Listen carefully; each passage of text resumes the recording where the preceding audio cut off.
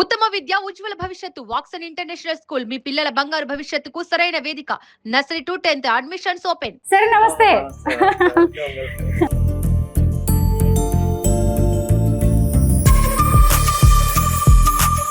కూతురు ఇంట్లో ఉంటున్నారు, కూతురు ఇంటికి కూడా మీరు అద్దె ఇవ్వాలనుకున్నారా? వాళ్ళకి రెంట్కి ఇచ్చి ఆ డబ్బులు వాళ్ళు. సరే అరేంజ్డ్ మ్యారేజా లవ్ మ్యారేజా మీది? సెమీ అంట. కమ్యూనిజం వైపు నక్సలిజం వైపు కొత్త తరం అనేది రావట్లేదు అంటే ఈ సిద్ధాంతాన్ని జనం నమ్మట్లేదా? అంటే వాటిని మనం మర్చిపోవాల్సిందేనా? అంటే ఒకప్పుడు Congress party versus communist party ఉండింది. ఎప్పుడైతే కమ్యూనిస్ట్ పార్టీ చీలికైందో. సార్ కమ్యూనిస్టులు అంటే కమ్యూనిస్టులు అనే ఒక విమర్శ ఉంది, కొంత వ్యంగ్యంగా కూడా చాలా మంది మాట్లాడుతూ ఉంటారు. దానికి మీరు ఇచ్చే సమాధానం? అది తిట్టు పదం. ఎందుకంటే కమ్యూనిస్ట్ పార్టీలో కేసీఆర్ గారు, ఇప్పుడు చూస్తే రేవంత్ గారు, అటు చూసినప్పుడు ఏపీలో చంద్రబాబు గారు, అలాగే జగన్, ఈ నలుగురు సీఎంస్ లో మీకు బాగా నచ్చిన సీఎం ఎవరు? అంటే వాళ్ళంతా బూర్జువా పార్టీ వాళ్ళే. సార్ మీరు పవన్ కళ్యాణ్ గారి మీద ఎక్కువగా కామెంట్ చేస్తూ ఉంటారు, ఎందుకు? పవన్ కళ్యాణ్ ఒకప్పుడు లెఫ్ట్ కి అభిమాని, ఆయన చేగూర డ్రెస్ తిరిగేవాడు. అందరికీ నమస్కారం, నేను Swaroopa Putlapalli. Welcome to Suman TV. కమ్యూనిస్టులు అనగానే భూస్వామ్య పెట్టుబడిదారీ వ్యవస్థ మీద పోరాటాలు, శ్రామిక పేదల కోసం ఉద్యమాలు, ఇవే మనకి గుర్తొస్తూ ఉంటాయి. కమ్యూనిస్ట్ లీడర్లలో సిపిఐ నారాయణ గారు ఎప్పుడూ ముందే ఉంటారు. చిత్తూరు జిల్లాలో పుట్టిన ఆయన పేద ప్రజల ప్రాణాలను కాపాడడానికి డాక్టర్ వృత్తిని అభ్యసించారు. అయితే ఆ తర్వాత ఆయన కమ్యూనిస్టు భావజాలంతో పేద హక్కుల కోసం పోరాడే నేతగా ఎదిగారు. అయితే ఈ రోజు నా జీవితంలో అత్యంత బాధాకరమైన రోజు. ఈ లోటు ఎవరు పూడ్చలేనిది, కానీ కర్తవ్యమే నన్ను ముందుకు నడిపిస్తోంది అంటూ ఆయన పెట్టిన పోస్టు ప్రతి ఒక్కరిని కదిలించి వేస్తోంది. 45 ఏళ్ల పాటు ఆయన జీవితంలో భాగంగా ఉన్న అర్ధాంగి వసుమతి గారు చనిపోయిన రోజు. ప్రస్తుతం మేము హైదరాబాద్ ల్యాంకో హిల్స్ లోని ఆయన ఇంటికి వచ్చాము. సిపిఐ నారాయణ గారి హోమ్ టూర్ చేస్తూ ఆయన భార్యతో ఉన్న అనుబంధం గురించి తెలుసుకుందాం. సిపిఐ జాతీయ కంట్రోల్ కమిషన్ చైర్మన్ అయిన నారాయణ గారింటికి మనం వచ్చాము. సరే నమస్తే. సార్ ఈరోజు మీ గురించి అనేక విషయాలు తెలుసుకోవడానికి వచ్చాము. సార్ మీరు అనగానే ఎక్కువగా ఉద్యమాలు గుర్తొస్తాయి, ప్రసంగాలు గుర్తొస్తూ ఉంటాయి, కానీ మీ జీవన విధానం ఎలా ఉంటుంది, మీ ఇల్లు ఎలా ఉంటుంది, మీరు ఎలా ఉంటారు అని మా వాళ్ళందరికీ చూపించడానికి వచ్చాను సార్. మా ఇల్లు మా అమ్మాయి కొన్నది, కట్టేటప్పుడే బుక్ చేసుకుంది. అమెరికాలో ఉన్న అమ్మాయి 7 ఏళ్ళ తర్వాత మళ్ళీ హ్యాండ్ ఓవర్ చేశారు. అంతకుముందు మేము బషీర్బాగ్లో ఉండేవాడు. నేను రాష్ట్ర పార్టీ కార్యదర్శిగా రిలీవ్ అయ్యి ఢిల్లీ పోయినాక మా అమ్మాయి 7 చూడండి ఆడొద్దని చెప్పేసి మ్యాండేట్ ఇచ్చింది. మా ఆవిడ అమ్మాయిల చుట్టూ మన కిందకిలే వాళ్ళు బ్యాంకులో వేద్దాం రెంట్ ఇచ్చానంటే మా అమ్మ ఒప్పుకోలే. మీరు ఇంట్లో ఉండండి, లేకపోతే నేను వచ్చేవాడి హోటల్లో ఉంటే అంత మాట్లాడుకోండి. అది వచ్చారు, ఇక్కడికి వచ్చేసాం. అప్పుడే చేయడం ఉన్నాము. కూతురు ఇంట్లో ఉంటున్నారు, కూతురు ఇంటికి కూడా మీరు అద్దె ఇవ్వాలనుకున్నారా? వాళ్ళకి రెంట్కి ఇచ్చి ఆ డబ్బులు వాళ్ళ బ్యాంకులో వేద్దాం అనుకుంది మా ఆవిడ. మేము పాత ఇంట్లో ఉండి మా అమ్మాయి అటు ఒప్పుకోలే. ఉంటే ఇంట్లో ఉండండి, మీరుండండి, లేకపోతే నేను వచ్చినప్పుడు హోటల్లో ఉంటా, నాతో వచ్చి మాట్లాడుకోండి. అంతే సార్. లేకపోతే వచ్చేసాను. సార్ ముఖ్యంగా మీ ఆవిడతో చివరి రోజులు గడిపిన ఇల్లు కదండి సార్, ఈ ఇంటితో మీకు చాలా అనుబంధం ఉంది. ఆవిడ గురించి మాట్లాడుకుందాం సార్, వసుమతి గారి గురించి. అయితే వసుమతి గారి ఫొటోస్ ఏమన్నా చూపిస్తారా సార్? కొన్ని ఉన్నాయి, అంటే ఇంటి నిండుగా ఫొటోస్ ఉన్నాయి, కానీ మా కోడలు మా అమ్మాయి ఇద్దరు ఈ ఫోటోలు ఏడా కనపడకూడదు, కనిపిస్తే మాకు గుర్తు వస్తుంది, మాతోనే ఉంది, అవి చనిపోలేదు అని తీసి ప్యాక్ చేసి పడేశారు. నిజానికి ఆయన ఈరోజు చాలా బాధలో ఉన్నారు. ఈరోజు ఆయన సతీమణి అయిన వసుమతి గారు చనిపోయిన రోజు ఇప్పటికి 3 ఏళ్ళు అవుతుంది. ఆయన ఆవిడతో ఉన్న అనుబంధాన్ని తలుచుకుంటూ చాలా బాధలో ఉన్నారు. ఈ టైంలో ఆయన్ని కదిలించడం అనేది కూడా నాకు బాధాకరంగానే ఉంది. అయినా సరే ఆవిడతో ఉన్న జ్ఞాపకాలను ఆయన పంచుకోవాలి అనుకుంటున్నారు. వారితో కలిసి ఉన్న ఇల్లు ఇది అనమాట. ఈ ఇంటితో కూడా ఎంతో అనుబంధం ఉంది. సార్ ఇది ల్యాంకోలో ఉన్న మా అమ్మాయి ఇల్లు. మా పెళ్ళి 1981. సార్ అరేంజ్డ్ మ్యారేజా లవ్ మ్యారేజా మీది? సెమీ అంట. అంటే యూనివర్సిటీ చదివేటప్పుడు పరిచయం. ఆ తర్వాత వాళ్ళ ఫ్రెండ్స్, మా ఫ్రెండ్స్ వాళ్ళ బంధువులతో ఉన్నారు కలిసి. మా ఇద్దరికి అండర్స్టాండింగ్ ఉంది, కానీ పెద్దవాళ్ళతో మాట్లాడి ఓ పార్టీ పెళ్ళే చేసుకున్నాం. అవును సార్, పార్టీ పెళ్ళిళ్ళు అంటారు కదా. Political marriage. ఓహో, అంటే ఆవిడ మీకు తెలిసిన ఆవిడ మొదటి నుంచే యూనివర్సిటీలో? యూనివర్సిటీ ఎంఎస్ చేసినప్పుడు నాకు పరిచయం. అప్పుడు ఎస్ఎఫ్ అటు కొంచెం అప్పుడే కొత్తగా ఎస్ఎఫ్ బలపడతా ఉంది. ఆ టైంలో ఉండే. ఆవిడ ఏం చదువుకున్నారు sir? MSc mathematics. MSc mathematics చేశారు ఆ రోజు. S university. ఎప్పుడు జరిగింది సార్ మీ పెళ్ళి? 1981. శ్రీ వెంకటేశ్వర యూనివర్సిటీలో చదువుకున్నారు సార్, అలాగే మేడం. చదివిపోయిన 2 ఏళ్ళకి పెళ్ళైంది. చిత్తూరు జిల్లాకు చెందిన వారు మీరిద్దరు. అంటే ఆమెది ఒరిజినల్గా గుంటూరు జిల్లా పచ్చలు దాటిపారు. ఓకే. వాళ్ళ ఫ్యామిలీ అంతా ల్యాండ్స్ అంతా అమ్ముకొని నెల్లూరు జిల్లా గూడూరు దగ్గర కురుగొండలో వచ్చి ల్యాండ్స్ కొనుక్కొని ఆడ వ్యవసాయం చేశారు. అప్పుడు ఆమె ఇంటర్మీడియట్ పొన్నూరు అయితే, degree Vidyanagar, MSc S university.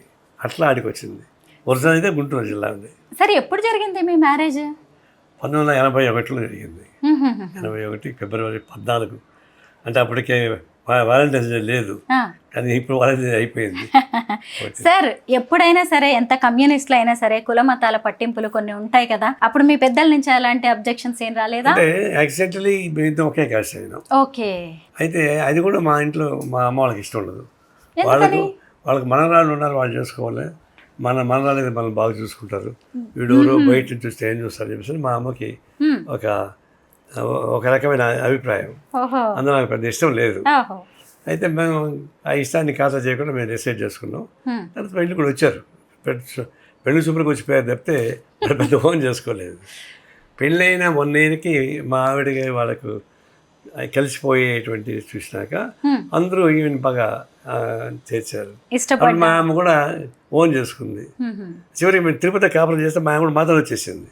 అమ్మ చనిపోయిన తర్వాత మాతో ఉండింది. అంటే అసలు ఒకప్పుడు పెళ్లి చేసుకోవడానికి ఇష్టపడని అమ్మ చివరి రోజుల వరకు కూడా మీతోనే ఉన్నారు కలిసి. తీస్తా ఉన్నా. ఇది మా అమ్మ నారాయణ గారిని మనందరికీ పరిచయం చేసిన, ఈ భూమి మీదకి తీసుకొచ్చిన అమ్మగారు. మా అమ్మాయి పుట్టిన ఫస్ట్ ఇయర్లోనే, అంటే జస్ట్ 3-4 monthsలోనే ఫోటో. ఓహో, ఎంత మెమరబుల్ కదండి సార్. నేను అనుకున్నాను ఇంటి నిండా పెద్ద పెద్ద ఫోటోలతో అంతా ఎంత హడావిడి ఉంటుందో ఏంటో. ఉన్నాయి ఇదంతా. ఇక్కడ మా ఫ్యామిలీ ఫోటో, ఇక్కడ పిల్లల పెళ్లి ఫోటోలు, ఇదంతా ఫుల్గా ఉన్నాయి. అంటే ఆయన చనిపోయినాక మా కోడలికి బాగా అటాచ్మెంటు మీ అత్తయ్య మీద. మా అమ్మాయి అంతే. వాళ్ళిద్దరూ ఏం చేశారంటే, ఇది చూస్తూ ఉండలేము, మన వల్ల కాదు, ఆమె మాత్రమే ఉంది, ఫోటోల్లో ఉంటే కుదరదని చెప్పి అన్నీ ప్యాక్ చేసి తీసేయడం మొదలుపెట్టేశారు. సరే, ఇక్కడ వసుమతి గారి వ్యక్తిత్వం ఎంత గొప్పదో అర్థమవుతుంది. సహజంగా కూతురికి అమ్మ అంటే ఇష్టం ఉంటుంది, కానీ కోడలికి కూడా అంత ఇష్టం అంటే అత్తగారంటే ఆవిడ ఎంత బాగా చూసుకుని ఉంటారు. ఈ ఫోటో ఏంటి సార్? మా పెళ్ళి 25 ఏళ్ళు అయినాక 25 ఏళ్ళ ఉత్సవం మా అమ్మాయి చేయించింది అంతా. అప్పుడు మా ముఖ్యమైన ఫ్రెండ్స్ అన్నీ పిలిపించి ఫంక్షన్ చేసింది. ఇది చేస్తే ఒప్పు అని చెప్పేసి నాకు తెలియకుండా అందరికి ఫోన్ చేసి, మా డాడీకి చెప్పొద్దండి, మీరు రండి పిలిస్తే అంతా వచ్చారు. అప్పుడు ఇది సర్ప్రైజ్గా పెళ్లి రోజు 25వ పెళ్లి రోజుని ఎంత గొప్పగా సెలబ్రేట్ చేశారు. అసలు ఇప్పటికీ ఎంత మెమరబుల్గా ఉంది కదా. వసుమతి గారు చాలా ఆరోగ్యంగా ఉన్నారు సార్. ఎలా పోయారు ఆవిడ? ఆమె హెల్తీగా ఉండింది. అప్పుడు మా అమ్మాయి మా అబ్బాయి అంటే అమెరికా నుంచి అంతా వచ్చారు. మా మనవడికి వెంట్రుకలు తీయించాలి, అంటే వాళ్ళు తమిళ బ్రాహ్మిన్స్ కాబట్టి వాళ్ళకి నెక్స్ట్లో కొన్ని ఉంటాయి. అది పెద్ద ఆయన ఉన్నాడు. మేమంతా తిరుపతికి పోయినాం. మా ఊరికి పోయి తిరుపతికి వెళ్ళి కొండ మీదకి వెళ్తున్నాం. వెళ్ళేటప్పుడు వామిటింగ్ చేసుకుంది. వామిటింగ్ ఏంటంటే బాగా ఎండలు కదా, డీహైడ్రేషన్ అనుకున్నాం. కొండకు పోయిన తర్వాత వాటికి మా మనోడికి ఎంటికలు తీసి అయిపోయినాక డల్గా ఉందని ఎదురుగా ఉన్నటువంటి హాస్పిటల్కి తీసుకెళ్ళాం. కొండపైన వాళ్ళు చెక్ చేసి ఈసీ తీసినాక డౌట్ వచ్చి చూస్తే కార్డియాలజీ ప్రాబ్లం అప్పుడు చెప్పారు. అప్పుడు దాకా మాకు తెలియదు. అంతకుముందు ఇప్పుడు రాలేదు కూడా. అంటే నైట్ అయితే సిమ్స్ హాస్పిటల్కి తిరుపతి తీసుకొచ్చారు. బాగానే ఉంటుంది. పొద్దున్న యాంజియో చేస్తే ఒకటి బ్లాక్ అయింది అన్నారు. ఆ బ్లాక్ని యాంజియో స్టంట్ వేసేసారు. 3 రోజులు హాస్పిటల్లో ఉండింది. 4వ రోజు డిశ్చార్జ్ చేశారు. చేసి అందరూ కలిసి మా తిరుపతి మా కోడలు ఇల్లు ఉంది, ఆయనకి వెళ్ళాం. అప్పుడు మా తమాషా ఏంటంటే అమెరికా నుంచి మా అల్లుడు, కొడుకు, మనవాడు మా అబ్బాయి, మా కోడలు, మనవరాలు అందరూ ఉన్నాం ఫుల్ ఫ్లెడ్జ్డ్గా. వచ్చి అందరం వచ్చి కూర్చొని కబుర్లు చెప్తా ఉన్నాం. లోపలికి వెళ్ళి బట్టలు మార్చుకొస్తా అని చెప్పేసి పోయింది. అట్లా పడిపోయింది అంతే. Spot dead. ఊహించనిది. దేవుడు దర్శనం మేము కోసం అంతా వెళ్ళారు. అయిపోయింది కదా, స్టంట్ కూడా వేసేశారు. ఏమవుతుంది బాబు అని చాలా హ్యాపీగా రాత్రికి పార్టీ చేసుకుందాం అని అనుకున్నాం. అయిపోయింది. ఆవిడ పోయినప్పుడు కుటుంబ సభ్యులు అందరూ కూడా ఒకే చోట అందరూ ఉన్నారు. ఉన్నాం. అందరూ మామూలుగా అయితే అది రేర్ అకేషన్. అమెరికాలో ఉన్న వాళ్ళందరూ కూడా, ఎందుకంటే మా మేనల్లుడు వాళ్ళ పెళ్లి ఫిక్స్ అయింది. ఆ పెళ్లికి అందరూ రావాలని ఉద్దేశంతో వచ్చారు వాళ్ళు. వీడికి నిశ్చితార్థం చేయించారు. పెళ్ళి అయినప్పుడు ఆమె చనిపోయింది. వాడు పెళ్లి చేసుకుని పెద్ద పేచీ పెట్టాడు. అందరూ కలిసి ఒప్పి చేయించాం. అంటే మా ఫ్యామిలీ ఏంటంటే మా అన్నలు ముగ్గురు, వాళ్ళ పిల్లలు, మా ఆవిడ వాళ్ళ అన్నలు ఇద్దరు, వాళ్ళ పిల్లలు అందరూ చదువుకోవడంతో మా తిరుపతిలో ఇక్కడ కలిసే ఉండేవాళ్ళు. ఇక్కడ దాదాపుగా ఎంత ఫ్రీగా ఉండేది కదా మా ఇల్లు ఎప్పుడు. అంత ఒకడు పెళ్ళిళ్ళు అయ్యి వెళ్ళిగా వెళ్ళిపోయారు. ఇప్పుడు ఒకడు మిగిలాడు, మా వాడు ఇప్పుడు వస్తాడు. మిగతా అంటే చుట్టాలు అందరు ఇక్కడ ఎక్కువగా ఉండేవారేమో. వచ్చేవాళ్ళు ఎందుకంటే ఎడ్యుకేషన్ కోసం వచ్చేవాళ్ళు. అట్లే కంటిన్యూ అయ్యి ఉండేవాళ్ళు. వాళ్ళు ఉద్యోగాలు వచ్చాక ఇప్పుడు ఒకడు బాంబేలో ఉన్నాడు న్యూక్లియర్ సైంటిస్ట్గా, ఇంకొకటి సాఫ్ట్వేర్ బెంగళూరు ఉన్నాడు, ఇంకొకడు పెరు కంట్రీలో ఉన్నాడు, ఇప్పుడు ఇంకొకడు ఇక్కడ మా దగ్గర ఉన్నాడు. అంటే మా అన్న కొడుకులు, మా అన్న మా మేనల్లుడు ఇద్దరు ఉన్నారు, ఇక్కడే ఉన్నారు. ఒకటి ఇక్కడ ఉన్నాడు, ఒకటి పక్కనే ఉన్నాడు. చూసారా, నారాయణ గారి ఇల్లు అంటే ఆయనకి మాత్రమే సొంతం కాదు, ఎంత మందిని ఈ ఇల్లు ఆదరించి అన్నం పెట్టి పెద్దవాళ్ళని చేసిందో ఇప్పుడు ఆయన మాటల్లోనే అర్థమైంది. ఈ ఇంట్లోకి రాగానే అన్ని సౌకర్యాలు కనిపిస్తున్నాయి, కానీ ఏదో ఒక వెలితి కనిపిస్తోంది. ఒక ఆడ మనిషి లేకపోతే ఒక ఇల్లు ఎలా ఉంటుంది, ఒక భార్య లేకపోతే భర్త ఎలా ఉంటారు అనేది నాకు ఇక్కడికి రాగానే అర్థమైపోయింది. ఏదో తెలియని నిశ్శబ్దం, ఒక స్తబ్దత అనేది ఇక్కడ కనిపిస్తుంది. సారు మాటల్లో అది తెలుస్తుంది, ఆయన ముఖంలో తెలుస్తుంది. సరే, ఈ ఫొటోస్ గురించి చెప్పండి. పెళ్ళి అయిన తర్వాత మా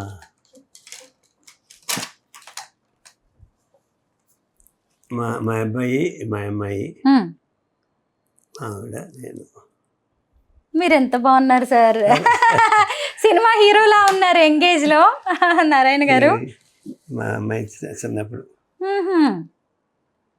ఇద్దరు పిల్లలు కదండి సార్, ఫస్ట్ అమ్మాయి తర్వాత అబ్బాయి. ఏం చేస్తున్నారు సార్? ఇద్దరు అమెరికాలో ఉన్నారు ఇప్పుడు. ఓకే. ఒక అమ్మాయి నార్త్ కెరోలినాలో ఉంది. మా అబ్బాయి బాయ్సీ మైక్రాన్ కంపెనీలో ఇద్దరు ఇంజనీర్స్. నార్త్ కెరోలినాలో మా అమ్మాయి బయో ఫార్మా సైంటిస్ట్, మా అల్లుడు రైల్వే ఎంప్లాయీ. మీరేమో కమ్యూనిస్టు, మీ పిల్లలేమో బాగా చదువుకొని విదేశాల్లో స్థిరపడ్డారు. ఎలా జరిగింది? వాళ్ళకి ఇంట్రెస్ట్ లేదా? ఆ విమర్శ ఒకటి ఉంది నా మీద. ఏమన్నా విమర్శ చేసుకుంటే నువ్వు పెద్దగా మాట్లాడతావు, మీ పిల్లలు అమెరికాలో ఉంటారు అని చెప్పి అంటారు. చంద్రబాబు నాయుడు కూడా కనిపించినప్పుడు నువ్వు బాగా విమర్శిస్తావు మమ్మల్ని, నీకు పిల్లలు మాత్రం అమెరికాలో ఉంటారు అనేవాడు. అంటే జోగ్గానే, అది పిల్లలు వాళ్ళ ఇష్టం కదా. ఒక స్టేజ్ వచ్చినాక వాళ్ళు వెళ్ళారు. దాని నా పాలసీ అమెరికన్ ఇంప్రెస్ వ్యతిరేకమే. అంటే అమెరికా ఇంప్రెస్ మాత్రం అమెరికా పోగొట్టు ఎక్కడ ఉందా, అది ఎట్టుకుంటుంది, అది దానికి సంబంధం లేదు, నవ్వుకుంటారు. నిజమే, చంద్రబాబు గారు అన్న కామెంట్ మాత్రం మీకు ఎప్పటికీ గుర్తొస్తూనే ఉంటుందేమో. అమెరికా విమర్శిస్తుంటారు కదా, ఆ విమర్శకు సమాధానం చెప్పుకోలేక ఇట్లా మాట్లాడతావు, మీ కొడుకులు మాత్రం అమెరికాలో ఉంటారు. మరి రాజకీయాల్లో ఇలాంటి వాటికి కూడా మీరు సమాధానం చెప్పాల్సి ఉంటుంది. ఆ ఫోటో కూడా చాలా బాగుంది సార్. ఇది ఎప్పటిది? భలే ఉంది, క్యాజువల్ గా ర్యాండమ్ గా దిగినట్టుగా ఉంది ఈ ఫోటో. మీ సిపిఐ పార్టీ 1925లో స్థాపించబడింది, 100 ఏళ్ళు కూడా అయిపోయింది. మీరు అసలు ఈ పార్టీలోకి ఎందుకు వచ్చారు? మీది కూడా ప్రస్థానం ఈ పార్టీతో 55 ఏళ్ళు అయినట్టుంది. అసలు వాస్తవానికి మేము చిత్తూరు జిల్లా నగరి, తమిళనాడు బార్డర్. మా పార్టీ ఫ్యామిలీ కాదు మాది. మా నాన్న వాళ్ళంతా కూడా బిజినెస్, వ్యవసాయం. మేము 4 తమ్ముళ్ళు, మా ముగ్గురు పైవాళ్ళు కొద్ది చదువుకొని ఆపేశారు. నేను ఒకటే ఎడ్యుకేషన్ వచ్చేసాను. పార్టీ సంబంధం ఉండేది కాదు. నేను నగరి ఎస్ఎల్సి, మదనపల్లి పియూసీ అయినాక ఆయుర్వేదిక్ డాక్టర్ చేయాలని చెప్పేసి అని కోరిక. నగరిలో డాక్టర్ రామచంద్రరాజు గారని ఫేమస్ డాక్టర్. ఆయనకి 3 హాస్పిటల్స్ ఉన్నాయి, నగరి, పుత్తూరు, తిరుత్తని. ఆయన అంటే ఆయనకి పిల్లలు లేరు. గవర్నమెంట్ కోర్సు కొత్తగా పడింది, బిఐఎంఎస్ కోర్సు. నువ్వు గుంటూరులో పోయి జాయిన్ అయ్యి 5 ఏళ్ళు పూర్తి చేసుకొని వస్తే ఇప్పుడు ఈ 3 హాస్పిటల్స్ నువ్వే మెయింటైన్ చేయాలి అని చెప్పి మా నాన్నకి చెప్పి నన్ను గుంటూరు పంపించారు. అట్లా గుంటూరులో వచ్చి బిఐఎంఎస్కి వచ్చేదాన్ని. చేరినంత అంతకుముందే నేను మా ఊర్లో భక్తుడిని, దేవుడికి పూజలు చేసేవాడిని, మా ఊళ్ళో గుడికి దీపం నేనే పెట్టేవాడిని, శనివారం గుడికి అడిగేవాడిని అని చేసేవాడిని. గుంటూరుకి వచ్చి స్టూడెంట్గా ఉండి స్టూడెంట్స్ మూమెంట్లో పరిచయం అయ్యి ఏఎస్ఎఫ్కి అట్రాక్ట్ అయ్యాను. గుంటూరు స్టూడెంట్ మూమెంట్ బాగా యాక్టివ్గా ఉంటుంది. ఏఎస్ఎఫ్కి యాక్టివ్ కాగానే రాజకీయాలు, లెఫ్ట్ రాజకీయాలు వచ్చాయి, కమ్యూనిస్ట్ రాజకీయాలు వచ్చాయి. డాక్టర్ చదువు ఏమైపోయింది? చదువు కంటిన్యూ చేసుకుంటూ ఇది కూడా చేశాను. స్లోగా నా ఐడియాలజికల్ మార్పు వచ్చేసింది. అప్పుడు దేవుడు భక్తి అయిపోయి మెటీరియలిజం, మార్క్సిజం, లెనిన్ సిద్ధాంతం అవన్నీ కమిట్మెంట్ అట్లా వచ్చింది. చదువుతూనే చేశాను. ఒక స్టేజ్లో ఇంకా చదువు ఆపేద్దాంలే, డాక్టర్ చేసినా కూడా మనం ప్రాక్టీస్ చేయం కదా, పూర్తికాలం పార్టీలో ఉందాం అనుకుంటే పార్టీ వాడు ఒప్పుకోలేదు. నువ్వు పూర్తి చేయాల్సిందే, పార్టీలో పని చేస్తే చేయని ఇష్టం. అప్పుడు మళ్ళా పోయి పూర్తి చేసి హైదరాబాద్లో హౌస్ సర్జరీ చేయాలి. మాకేంటంటే ఆయుర్వేదిక్ జనరల్ హాస్పిటల్ అక్కడ లేవు. ఉన్నాను విజయవాడ, వరంగల్, గుంటూరు, నేను హైదరాబాద్. ఈ 4 కాలేజీలకు కలిపి జనరల్ హాస్పిటల్ చార్మినార్ దగ్గర ఉంటుంది ఆయుర్వేదిక్ హాస్పిటల్. మేము ఆడికి వచ్చాం హౌస్ సర్జరీ కోసం. హౌస్ సర్జరీలో చేరినప్పుడు మాకు స్టైఫండ్ లేదు హౌస్ సర్జరీ. ఫస్ట్ టైం నేను రాగానే అందరం పొగేసుకుని పోయి గొడవ చేసి స్టైఫండ్ సాధించాను. 73 రూపాయలు ఫస్ట్ స్టార్ట్ అయ్యింది. ఫస్ట్ టైం డాక్టర్స్కి, హౌస్ సర్జన్స్కి. అప్పుడు నేను అంతకుముందు గుంటూరు ఎస్ఎఫ్లో ఉండేవాడిని, పార్టీలో ఉండేవాడిని. వీటికి ఏఎస్ఎఫ్ స్టేట్ సెక్రటరీగా మనం నన్ను ఎలక్ట్ చేసుకున్నాను. రాష్ట్ర బాధ్యతలు అయితే అన్ని జిల్లాలు తిరిగేవాడిని. ఈ లోపల ఇది పూర్తి చేసుకున్నాను. హౌస్ సర్జరీ చేస్తూ పూర్తి చేసుకొని సర్టిఫికేట్ తీసుకున్నాను. Technically I'm qualified doctor. నేను ఇప్పుడు ప్రాక్టీస్ చేయలేదు, చేయలేదు కూడా చెప్పాను. కానీ చాలా మందికి సార్ మీరు డాక్టర్ అనే విషయమే తెలియదు. మీరు కూడా దాదాపు మర్చిపోయినట్టున్నారు. అప్పుడప్పుడు ఆయనే మర్చిపోతారంటే డాక్టర్ అనే విషయం. ఆయుర్వేద వైద్యులు మన నారాయణ గారు నిజంగా కూడా సార్, ఒక మనిషికి ముందు ఆ డాక్టర్ అనే పదం చేరడం అనేది చిన్న విషయం కాదు. కానీ మీ పేరుకి ముందు సిపిఐ చేరింది. మిమ్మల్ని సిపిఐ నారాయణ అంటే మీకు ఇంకా ఎక్కువ హ్యాపీ. నేను కూడా అందరికీ సిపిఐ అని చెప్పుకుంటాను కానీ డాక్టర్ అని చెప్పను. అప్పుడు ప్రశ్నలు రాస్తుంటారు కాబట్టి అది వచ్చింది. కానీ నేను ఎక్కడ డాక్టర్ అని సంతకం ఎప్పుడు పెట్టను. నారాయణ సిపిఐ. ఓకే. అయితే మీరు ఫస్ట్ నుంచి నేను పూజలు చేసేవాడిని అది ఇదని చెప్పారు కదా, ఆ తర్వాత మొత్తం కమ్యూనిజంలోకి వచ్చారు. ప్రజల కోసం పోరాడడం, ఉద్యమాలు చేయడం, ఆందోళనలు, నిరసనలు ఇవన్నీ మొదలయ్యాయి కదా. మరి దేవుడిని పూజించడం అనేది మీ రెగ్యులర్ లైఫ్ లో ఉందా? నమ్మకం పోయింది. అదేంటి సార్? కాదు, అప్పుడు ఒక నమ్మకం. ఇప్పుడు ఏంటి, దేవుడు ఇవన్నీ కరెక్ట్ పదాలు కావు. సమాజం మారడానికి ఉపయోగపడే సైన్స్ ఇంకొకటి ఉంది, అది మార్క్సిజం లెనిన్ సిద్ధాంతం. దానిలో భౌతికవాద సిద్ధాంతం ఉంటుంది. అందులో మూఢనమ్మకాలకి పెద్ద విలువ ఉండాల్సిన పని లేదు. నేను వ్యక్తిగతంగా నువ్వు నమ్ముకుంటే నమ్ముకో, మతానో కులానో దేవుడు నమ్ముకో. కానీ సమాజపరంగా తీసుకొచ్చి దేవుడు అట్లా చెప్పాడు కాబట్టి నువ్వు అటు పోరాటం సాగించకూడదు, నువ్వు పూర్వజన్మ సుఖులు పడి పాపం చేశావు కాబట్టి నీకు ఇప్పుడు అనుభవిస్తూ ఉంది, ఇక్కడ ఫైట్ చేయకూడదు, జరగాల్సిందే, ధర్మకర్తృత్వ సిద్ధాంతాన్ని పెట్టేటువంటి పద్ధతి వచ్చింది. అది కరెక్ట్ కాదు. జరుగుతున్న నేను ఎదురు కనిపిస్తుంటే అది నువ్వంతా యాదృచ్ఛికమైంది, పూర్వజన్మ చేసిన సుకృత ఫలం అంటే నమ్ముతాం. అట్లా నాకు స్లోగా మెటీరియల్ అవుట్లోకి వచ్చిన తర్వాత కమ్యూనిస్ట్ భక్తి భావాలు పోయినాయి. అంటే నేను యాంటీ గాడ్ అని కాదు, కానీ ఐ డోంట్ హ్యావ్ బిలీవ్, నాకు నమ్మకం లేదు. నమ్మకం లేనప్పుడు దాని జోలికి ఎందుకు పోతాను, నేను పోను. అట్లనే కంటిన్యూ చేశాను. చివరికి మా అమ్మాయి పెళ్లి చేయాలంటే మా అమ్మాయి తమిళ అయ్యంగార్స్, వాళ్ళకి ఎక్కువ నిష్ఠలు ఎక్కువ ఉంటాయి. మా అమ్మాయి భర్త కూడా ఎందుకు సాంప్రదాయ పెళ్లి అంటే ఇష్టం అన్నమాట. దానికి పార్టీలో బాగా ఇంట్రెస్ట్ ఉన్నా కూడా అదేదో బాల్ ఆడుకోవడం, మళ్ళీ పూలు చెండు ఆడుకోవడం, ఎగరడం అట్లాంటి దానికి బాగా ఇష్టం. అది కావాలని కోరుకునేది ఎప్పుడు నుంచో. కరెక్ట్గా కుదిరింది. అప్పుడు డాడీ ఇది ఒకటే సాంప్రదాయ పెళ్లి కావాలి మాకు అడిగింది. సరే, అవతల వాళ్ళేమో తమిళ అయ్యంగార్స్, వాళ్ళు అయ్యంగార్స్కి ఎక్కువ లిస్టులు ఉంటాయి కదా. సరే ఒప్పుకున్నాక ఇది కన్యాదానం చేయాలి కదా. అప్పుడు నేను పీట మీద కూర్చొని మా అమ్మని కన్యాదానం చేయాలి. నాకు ఆ మంత్రాల మీద నమ్ముకునేటప్పుడు ఏం చేస్తాను, అప్పుడు మా అన్నని రమ్మని మా అన్న మా వదిన కూర్చొని పెట్టి వాళ్ళ ద్వారా కన్యాదానం చేయించాం. నేను మా ఆవిడ స్పెక్టేటర్గా చూస్తా ఉండిపోయాను. అవునా? పెళ్లి గంట చేయించాం. అంటే కమ్యూనిస్ట్ సిద్ధాంతాన్ని నమ్మి మీరు అలా చేశారు. మా అబ్బాయి మా వాళ్ళు మాత్రం పొలిటికల్ మ్యారేజ్ చేసుకున్నారు. అబ్బాయి మాత్రం అసెంబ్లీ యాక్టివ్ ఉన్నాడు, వాడు పొలిటికల్ మ్యారేజ్ వాళ్ళు ఒప్పుకున్నారు. సార్, కమ్యూనిస్టులు అంటే కమ్యూనిస్టులు అనే ఒక విమర్శ ఉంది, కొంత వ్యంగ్యంగా కూడా చాలా మంది మాట్లాడుతూ ఉంటారు. దానికి మీరు ఇచ్చే సమాధానం? అది తిట్టు పదం. ఎందుకంటే కమ్యూనిస్ట్ పార్టీలో 6 లక్షల మంది జనం మెంబర్షిప్ ఉన్నారు. అందులో కమ్మాస్ ఎంతమంది ఉంటారు, రెడ్లు ఎంతమంది ఉంటారు, ఎక్కువ బీసీస్ ఎస్సీస్ గిరిజన వాళ్ళే ఉంటారు. అప్పుడు నాయకుడు చంద్రరాజేశ్వరరావు గారు అట్లా చూసినప్పుడు వీడు కమ్మోడు అని చెప్పేసి, అంటే ఇప్పుడు సుందరయ్య గారు కమ్మోడు కాదు కదా, ఎందుకు ఆయన కమ్మ అంటున్నారు. ఇవన్నీ కూడా కమ్యూనిస్టుని విమర్శించడానికి ఏం చేతకాక ఇట్లాంటి కమ్యూనిస్టులు అని చెప్పి అంతా చెప్తే మాకెప్పుడు క్యాస్ట్ ఫీలింగ్ ఉండేది కానీ కాదు. ఏదో ఒకళ్ళు ఇద్దరు ముగ్గురు కమ్మలు ఉండొచ్చు, కానీ మిగిలినంతా కమ్మలు కాదు కదా. అంటే అవుతారు, అది ఊరికి తిట్టుపదం. విమర్శించడానికి, రాజకీయాల్లో ఆరోపణలు చేయడానికి ఉపయోగించుకోవడం. ఆరోపణలు అయితే పర్వాలా, అది తిట్టుపదం. అది తిట్టుపదం అయిందంటారా? కానీ మీరు దాన్ని ఒప్పుకోరా తిట్టుని? ఎందుకు ఒప్పుకుంటాం మేము?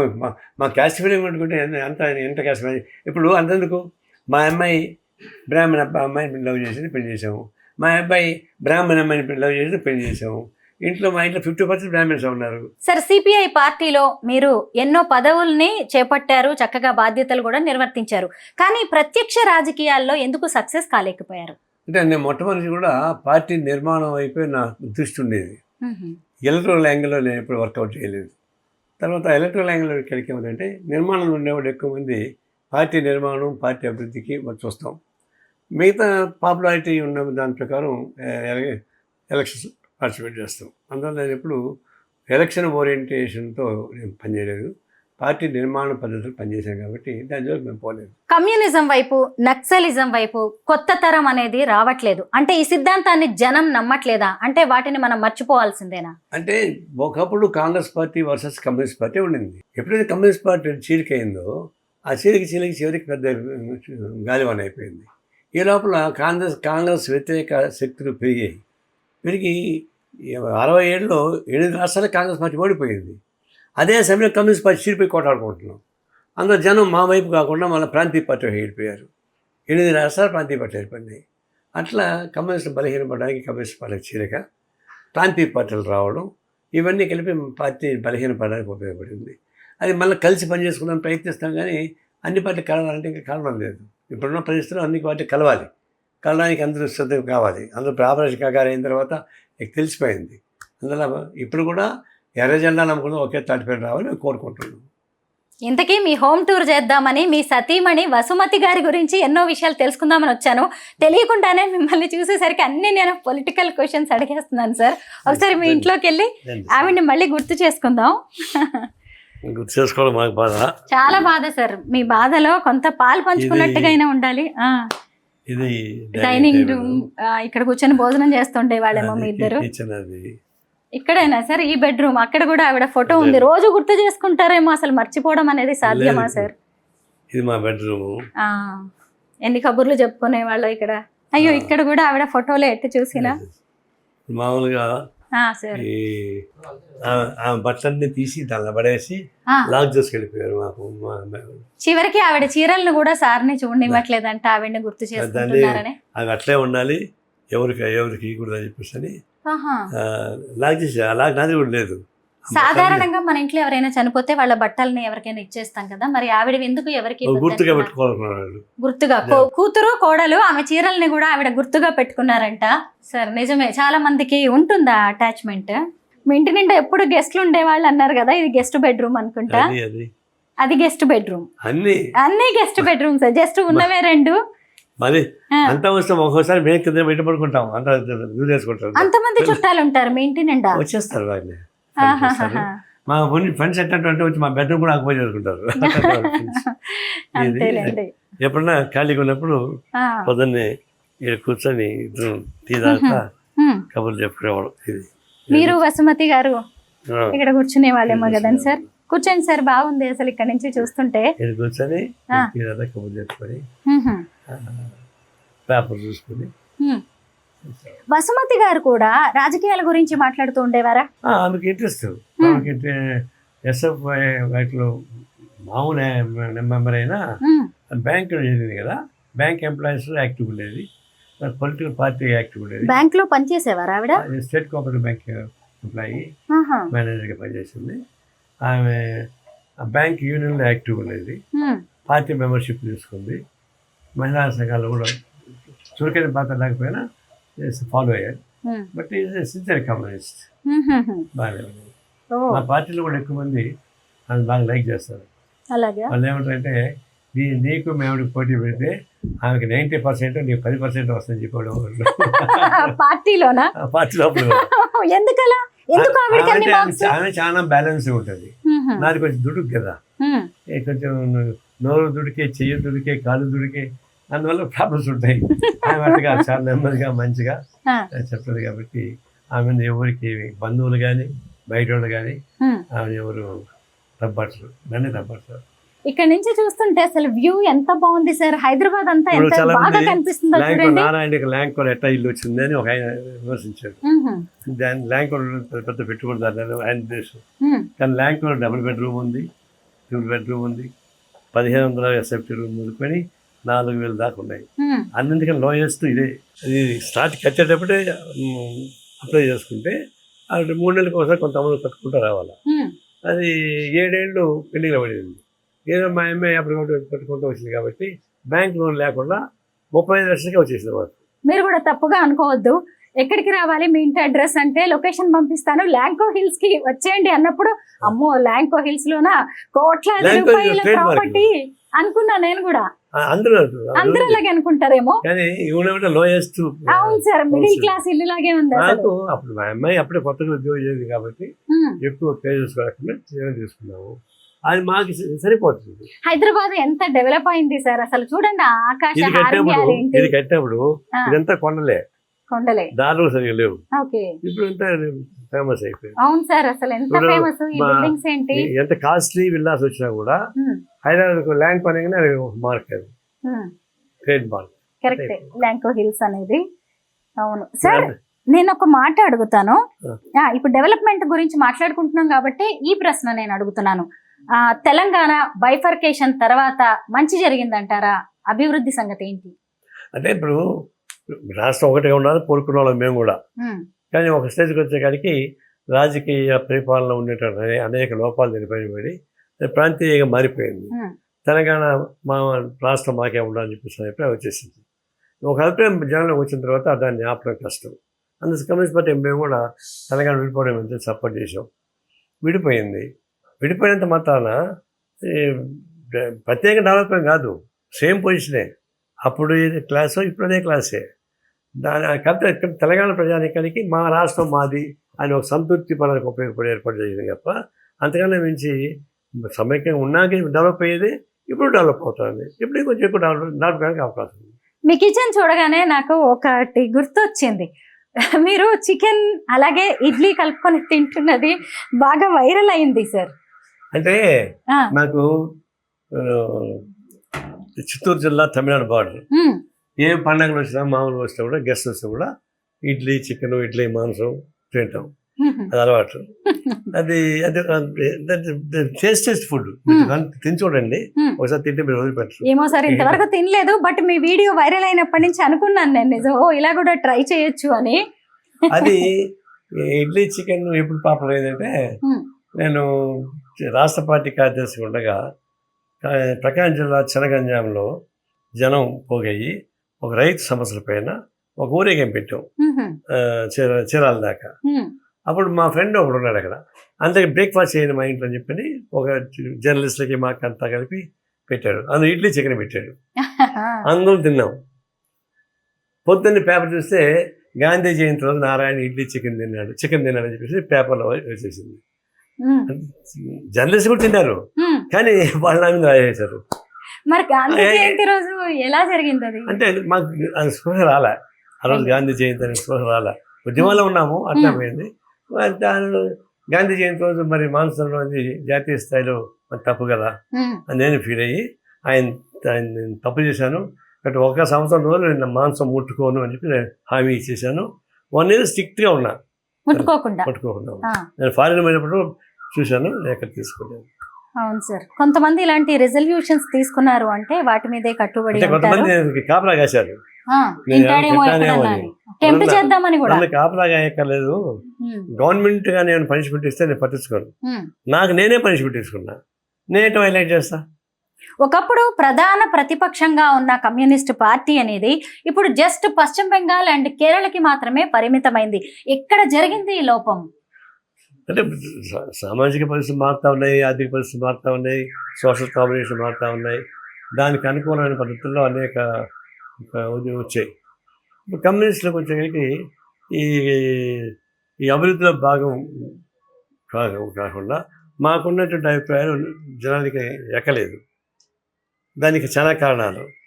అందులో ఇప్పుడు సరళీకరణ వచ్చిన తర్వాత అందరి చేతుల్లో డబ్బులు వస్తాయి. డబ్బులతో పాటు రాజకీయాలు డబ్బులు పెట్టడం మొదలుపెట్టారు. అంతకుముందు రాజకీయాలకు ఉండేవి.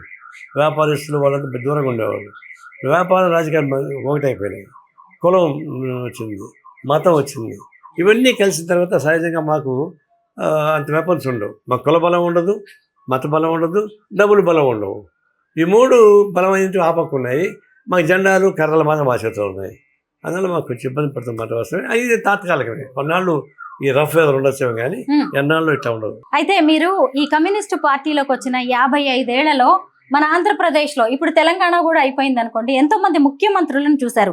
బైఫర్కేషన్ అయిన తర్వాత మనం చూసుకుంటే కేసీఆర్ గారు, ఇప్పుడు చూస్తే రేవంత్ గారు, అటు చూసినప్పుడు ఏపీలో చంద్రబాబు గారు, అలాగే జగన్.